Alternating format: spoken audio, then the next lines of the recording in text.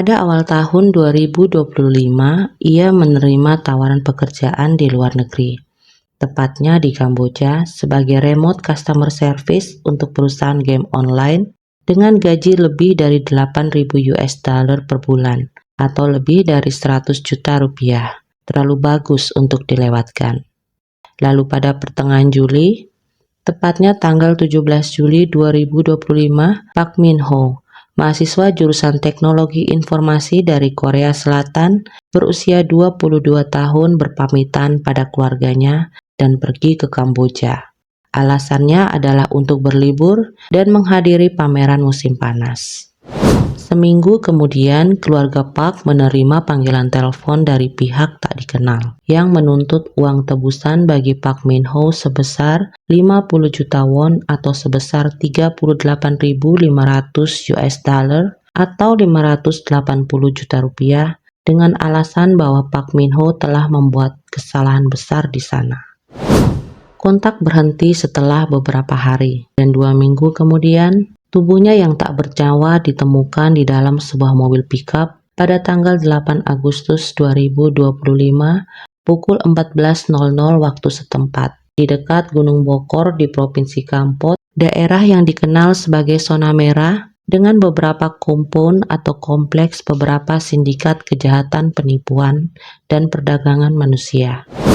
Berdasarkan penyelidikan pihak berwenang dan otopsi bersama pejabat Korea dan Kamboja pada Oktober 2025, mahasiswa tersebut meninggal karena traumatic shock akibat penyiksaan berat.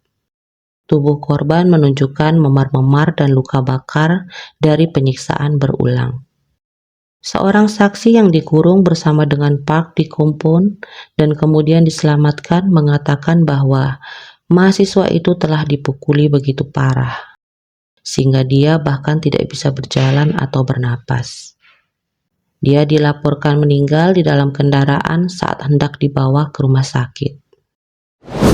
Kematian Park menjadi wake-up call pertama untuk pemerintah Korsel dan memicu krisis diplomatik antara Kamboja dan Korea Selatan. Pemerintah Korsel langsung memanggil Duta Besar Kamboja menuntut penjelasan dan membentuk tim tugas darurat untuk menyelamatkan warga Korea lainnya yang terjebak di sana.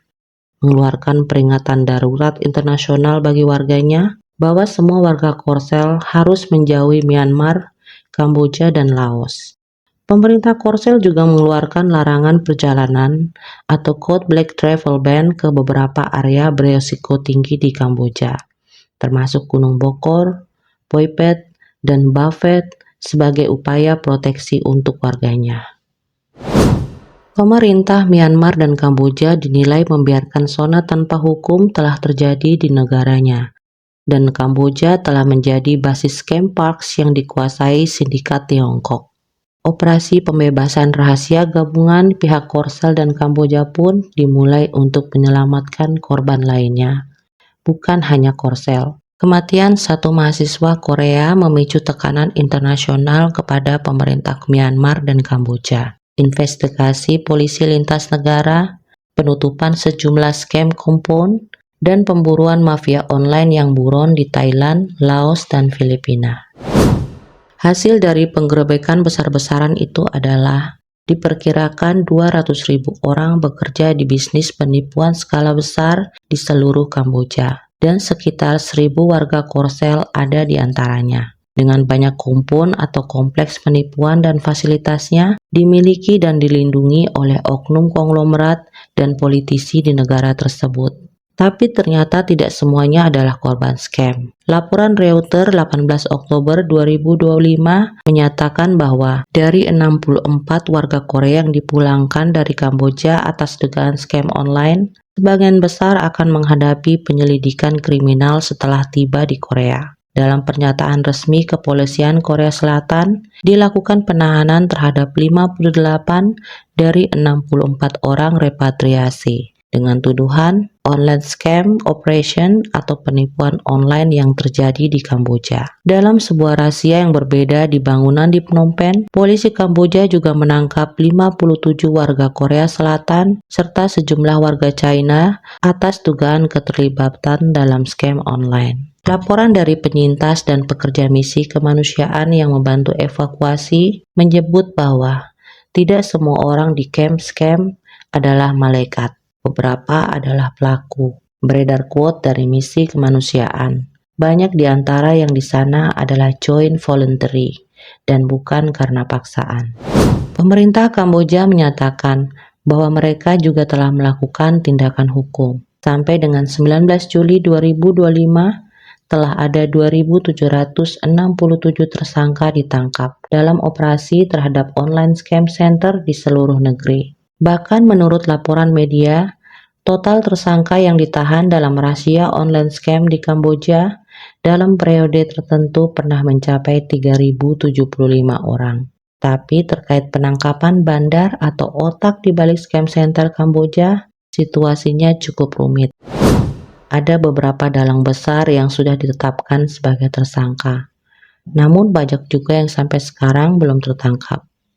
Salah satu nama paling menonjol yang disebut sebagai ringleader adalah Chen Shi, seorang konglomerat Tionghoa Kamboja yang pernah sesumbar, membanggakan bahwa bisnis scam miliknya menghasilkan hingga 30 juta US dollar per hari.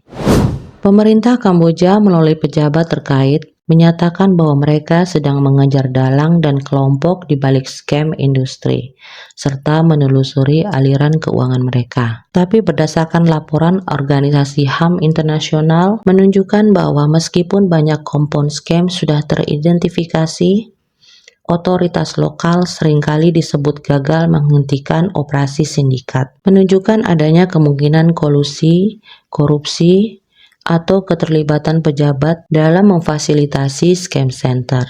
Dari laporan investigasi HAM ditemukan ada setidaknya 353 kompon scam besar yang sudah diidentifikasi di Kamboja. Artinya operasi sindikat scam ini berlapis, dengan kemungkinan banyak pimpinan warga lokal maupun asing di baliknya, yang bermakna bahkan dengan penangkapan dan sanksi internasional, struktur kejahatan di balik scam center bersifat dinamis, karena bandar atau pengelola bisa bergerak atau memindahkan operasinya ke lokasi baru. Pak Min Ho telah kembali kepada keluarganya di Korsel, walau dalam keheningan selamanya. Tapi masih banyak ribuan keluarga yang tersebar di banyak negara Asia lainnya yang masih menunggu dengan cemas dan bertanya-tanya, entah kapan orang tua, anak, saudara atau saudari mereka akan kembali. Jika pemerintah Korsel bisa begitu tegas bertindak untuk membela dan menolong warganya yang telah menjadi korban scam center di Kamboja dan Myanmar, lalu bagaimana dengan pemerintah kita? Apakah sudah cukup memuaskan tindakan mereka untuk membela warganya? Bagaimana menurutmu? Salam hangat untuk kalian semua.